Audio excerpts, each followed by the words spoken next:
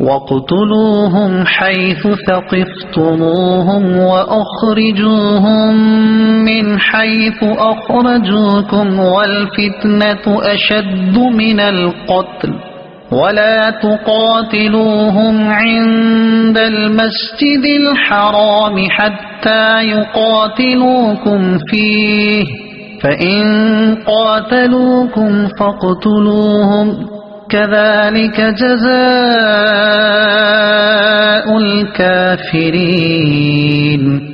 اور دوران جہاد کافروں کو جہاں پاؤ قتل کرو اور انہیں وہاں سے نکال دو جہاں سے انہوں نے تمہیں نکالا تھا، اور فتنہ قتل سے زیادہ شدید ہوتا ہے، اور مسجد حرام کے پاس ان سے نہ لڑو جب تک وہ تم سے وہاں نہ لڑیں، اور اگر وہ تم سے لڑیں تو انہیں قتل کرو، کافروں کی یہی سزا ہے۔ فَإِنِ انْتَهَوْا فَإِنَّ اللَّهَ غَفُورٌ رَحِيمٌ۔